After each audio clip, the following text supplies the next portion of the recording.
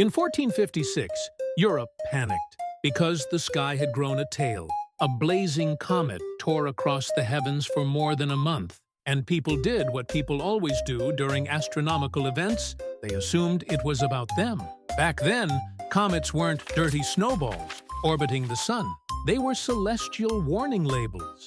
If a king was about to die, a plague about to start, or someone had simply annoyed the heavens, the sky would allegedly send a bright, flaming memo. So, when the comet appeared that summer, right as the Ottoman Empire was threatening Christian Europe, everyone decided this glowing intruder was the devil's flashlight.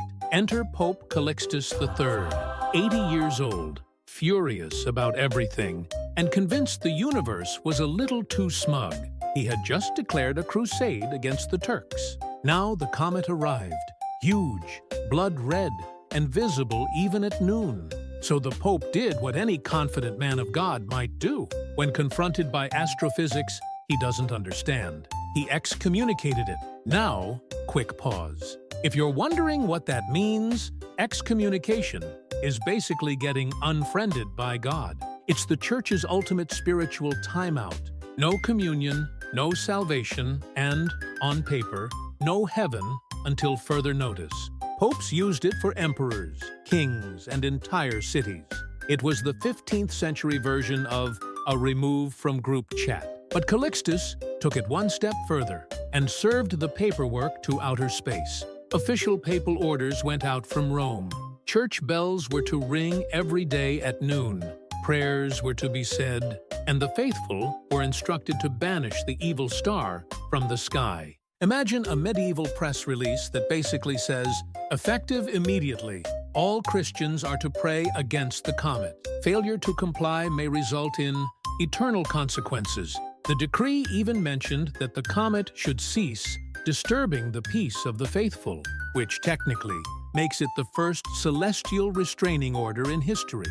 Of course, the comet didn't care. It simply kept orbiting. But, to the Pope's credit, the Ottoman siege of Belgrade collapsed that same month. The defenders won, and everyone in Rome said, "See, the prayers worked."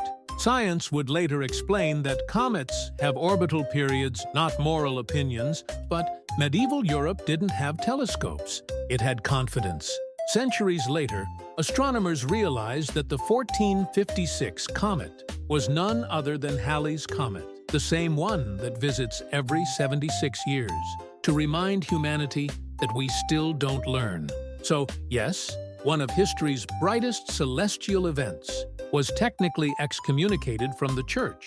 If comets kept attendance records, Halley's would have a papal warning stamped on its file. Calixtus died 2 years later, and Halley's Comet went on being fabulous, proving that even in the 15th century, bureaucracy couldn't reach outer space. The Pope excommunicated a comet.